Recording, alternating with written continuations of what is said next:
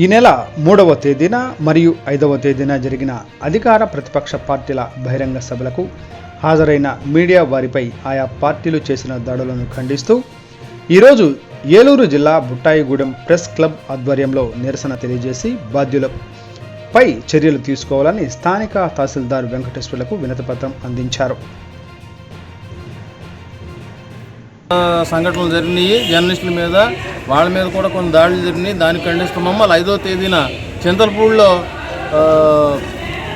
రా కదిలిరా తెలుగుదేశం వారు నారా చంద్రబాబు నాయుడు గారి ఆధ్వర్యంలో జరిగే సభకి మన మీడియా మిత్రులు, సీనియర్ జర్నలిస్టులు, స్టాఫ్ రిపోర్టర్లు కేవీ రమణరావు గారు, కెఎస్ శంకర్రావు గారు వీళ్ళిద్దరూ కవరేజ్కి వెళ్ళినప్పుడు అక్కడ చింతమనేని ప్రభాకర్ రావు మరియు వారి అనుచరులు వీళ్ళ సెల్ ఫోన్లు తీసేసుకుని చాలా దౌర్జన్యం చేసి ఇసిరేయటం జరిగింది.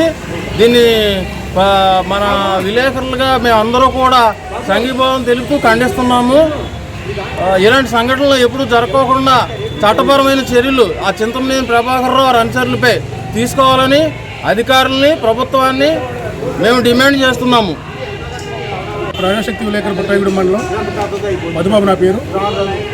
ముఖ్యంగా రా కదిలిరా చింతలపూడి నియోజకవర్గంలో చింతలపూడి గ్రామంలో జరిగిన రా కదిలిరా ప్రోగ్రాంకి వార్తలు కవర్ చేయడానికి వెళ్ళిన జంగారెడ్డిగూడెంకి చెందిన రమణారావు, శంకర్రావు సీనియర్ విలేకరుల పట్ల చింతమనేని ప్రభాకర్ అనే వ్యక్తి దౌర్జన్యం చేయడం, సెల్ ఫోన్ లాక్కొని వారి పట్ల అసభ్య పదజాలంతో మాట్లాడడం, మీడియా మిత్రుల పట్ల ఇటువంటి ధోరణి కలిగి ఉన్న అటువంటి వ్యక్తుల్ని ప్రభుత్వం ఎందుకు, తెలుగుదేశం పార్టీ ఎందుకు